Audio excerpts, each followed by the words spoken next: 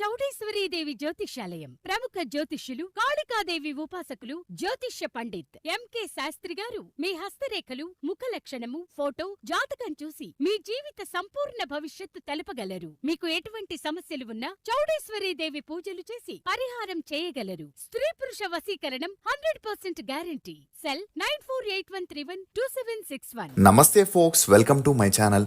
Folks, అన్నది మాటే కదా ఏమవుతుంది అని తేలికగా తీసుకోవద్దు. ఎందుకంటే నరం లేని నాలుక అన్న మాట నరాలన్నింటికి జీవం పోసే గుండెకి గాయం చేస్తుందని గుర్తుంచుకో.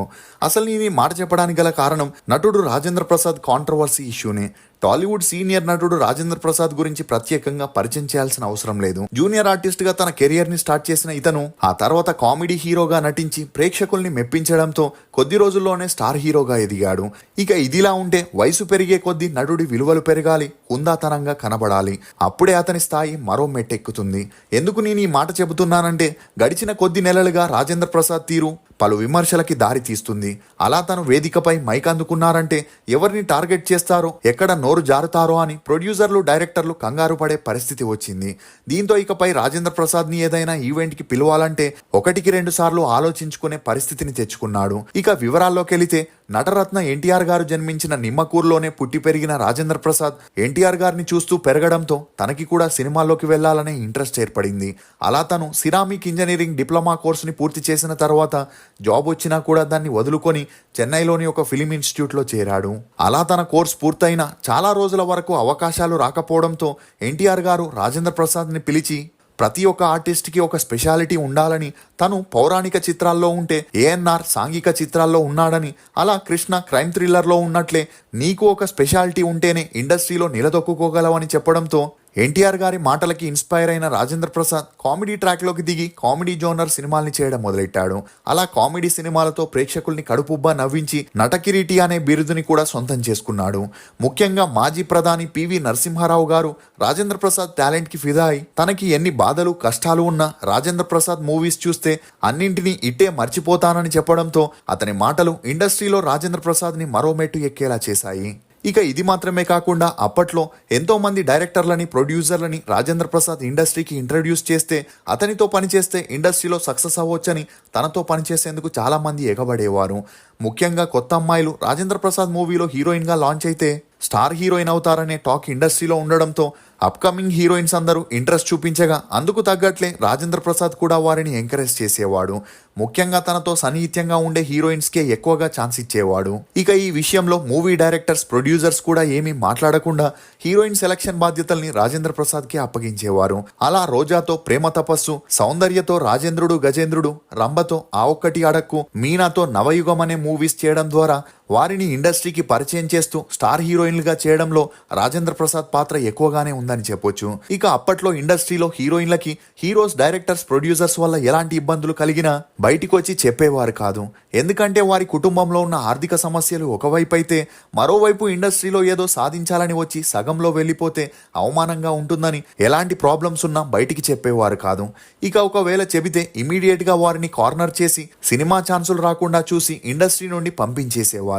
ఇందుకు తగ్గట్లే గతంలో అప్పారావు డ్రైవింగ్ స్కూల్ మూవీ సమయంలో హీరోయిన్ మాలవిక రాజేంద్ర ప్రసాద్ టార్చర్ ని తట్టుకోలేక ఫిలిం ఛాంబర్ లో కంప్లైంట్ ఇస్తూ తనని కావాలనే షూటింగ్ లో ముద్దు పెట్టుకుంటున్నాడని, సెట్ లో తాకరాని చోట తాకుతూ ఇబ్బంది పెడుతున్నాడని, ఈ విషయం డైరెక్టర్స్ ప్రొడ్యూసర్స్ కి చెప్పిన వారు పట్టించుకోవట్లేదని, తను ఆ టార్చర్ ని భరించలేనని చెప్పి చెన్నైకి వెళ్ళిపోయింది. కానీ ఇండస్ట్రీలోని వారందరూ మాలవికనే తప్పుబడుతూ ఫిలిం ఛాంబర్ తనకి నోటీసులు పంపుతూ ఇమీడియట్ గా వచ్చి ఆ మూవీ షూటింగ్ ని కంప్లీట్ చేయాలని, లేకపోతే ఇప్పటి వరకు ఆ షూటింగ్ కి ఖర్చైన డబ్బుతో పాటు ఇండస్ట్రీ నుండి పర్మనెంట్ గా బ్యాన్ చేస్తామని బెదిరించడంతో మాలవికకి వేరే దారి లేక తిరిగి ఆ మూవీని కంప్లీట్ చేసి ఆ తర్వాత తెలుగు ఇండస్ట్రీకి గుడ్ బై చెప్పేసింది. ఇదిలా ఉంటే రాజేంద్ర ప్రసాద్ అప్పటి నుండి బ్యాక్ టు బ్యాక్ సినిమాలు చేస్తూ 250కి పైగా మూవీస్ లో నటిస్తూ ఇప్పుడు క్యారెక్టర్ ఆర్టిస్ట్ గా బిజీగా ఉంటున్నారు. ఇక ఇదిలా ఉంటే కెరియర్ బిగినింగ్ లో రాజేంద్ర ప్రసాద్ ఎక్కువగా సీనియర్ నటి రమాప్రభ గారి ఇంట్లోనే ఉండేవారు.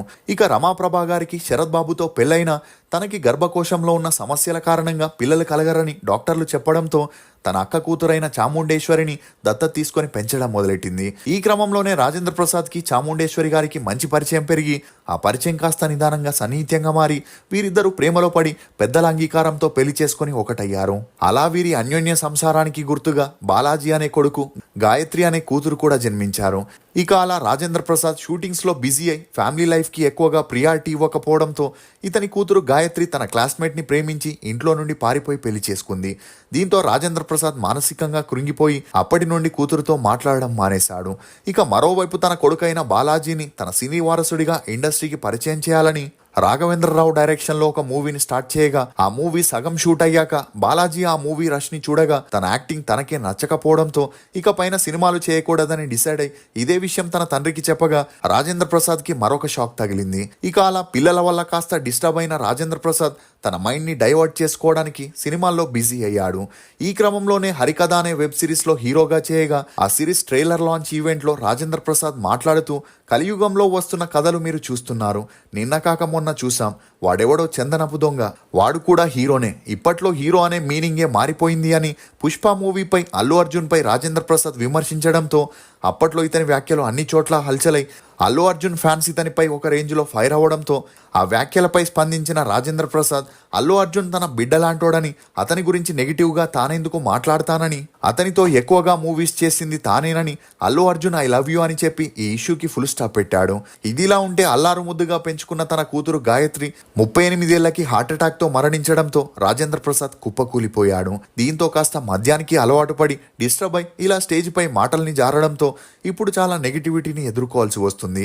ఇక ఈ క్రమంలోనే నితిన్ హీరోగా నటించిన robin hood trailer launch event కి హాజరైన రాజేంద్ర ప్రసాద్ ఆ మూవీలో గెస్ట్ రోల్ చేసిన ఆస్ట్రేలియన్ క్రికెటర్ డేవిడ్ వార్నర్ ని ఉద్దేశించి ఒరై డేవిడ్ వార్నర్ అంటూ పచ్చిబూతులు తిట్టడంతో నెటిజన్లు రాజేంద్ర ప్రసాద్ ని ఏకి పారేశారు. దీంతో రాజేంద్ర ప్రసాద్ మరుసటి రోజు ఒక వీడియోని రిలీజ్ చేస్తూ క్షమాపణల్ని కోరగా ఆ కాంట్రవర్సీకి ఫుల్ స్టాప్ పడింది. ఇక అలా అన్ని సద్దుమణిగాయనుకునే లోపే డైరెక్టర్ ఎస్వి కృష్ణారెడ్డి గారి బర్త్డే సందర్భంగా హాజరైన రాజేంద్ర ప్రసాద్ మరోసారి అత్యుత్సాహం చూపిస్తూ పక్కనే ఉన్న మురళీమోహన్ ని నీకు సిగ్గుందా అంటూ రోజాని దాన్ని ఇండస్ట్రీకి తీసుకొచ్చింది నేనే, నా వల్లే ఈ స్టేజ్కి వచ్చింది అనడంతో అందరూ ఒక్కసారిగా షాక్కి గురయ్యారు.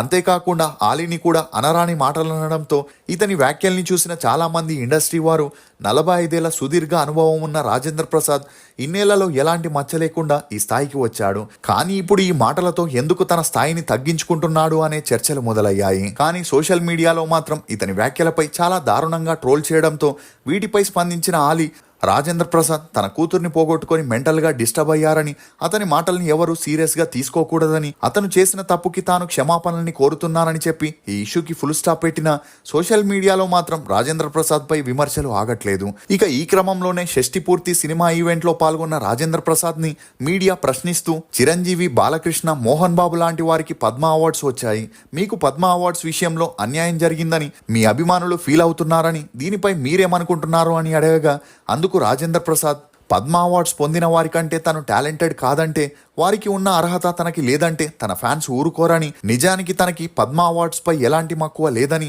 ఒకవేళ ఉండుంటే అప్పటి ప్రధాని పివి నరసింహారావు గారు తనకి పెద్ద ఫ్యాన్ అని, ఒకవేళ తను అతన్ని అడిగి ఉంటే 2 నిమిషాల్లో పద్మ అవార్డు తనకి వచ్చేదని, కానీ తను ఎప్పుడూ ఆ పని చేయలేదని చెప్పడంతో మళ్ళీ రాజేంద్ర ప్రసాద్ వ్యాఖ్యలు ట్రోలింగ్కి గురవుతున్నాయి.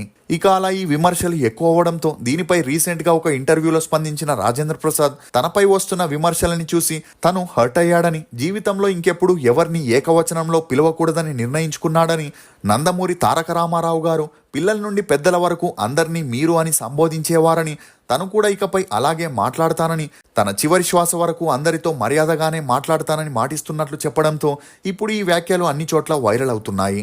రాజేంద్ర ప్రసాద్ వ్యాఖ్యలపై మీరేమనుకుంటున్నారో మీ అభిప్రాయాన్ని కమెంట్ సెక్షన్లో తప్పకుండా తెలియజేయండి. టీ రుచులతో మీరు అలసిపోయి ఉంటారు, అందుకే మీకోసం బేబర్ చాక్లెట్ ని తీసుకొస్తున్నాం. ఇది రుచికి రుచి, ఆరోగ్యానికి ఆరోగ్యం. ఇందులో ఉండే ఫ్లవనాయిడ్లు రక్తనాళాలని వృద్ధి చేసి గుండె ఆరోగ్యాన్ని పెంచుతుంది. చాక్లెట్ టీ తాగడం ద్వారా ఒంట్లో కొవ్వు పెరగడాన్ని నియంత్రిస్తూ మతిమరుపుని కూడా తగ్గిస్తుంది. అమెజాన్, ఫ్లిప్కార్ట్ లో కూడా అవైలబుల్ గా ఉన్నాయి, కానీ మన వెబ్సైట్ లో ఆర్డర్ చేసుకుంటే మంచి ఆఫర్స్ ఉన్నాయి. ఫోక్స్, తలదించుకున్న ప్రతివాడు తగ్గినట్లు కాదు, తగ్గిన ప్రతివాడు చేతకాని వాడు కాదు. కొందరు పరిస్థితులకి లొంగితే కొందరు బంధాలకి లొంగుతారు. తగ్గారు కదా అని తక్కువ చేసి చూడకూడదు. పరిస్థితులు ఎప్పుడు ఎవరిని ఎలాగైనా మార్చొచ్చు. ఇది ఫోక్స్, రాజేంద్ర ప్రసాద్ కాంట్రవర్సీలో కొన్ని నమ్మలేని నిజాలు. ఈ వీడియో మీద మీ అభిప్రాయాన్ని కమెంట్ సెక్షన్లో తప్పకుండా తెలియజేయండి. మేము చేసిన ఈ వీడియో మీకు నచ్చినట్లయితే ఒక లైక్ ద్వారా మీ సపోర్ట్ని మాకు తెలియజేయండి. For more interesting videos please subscribe to CR voice. Thank you.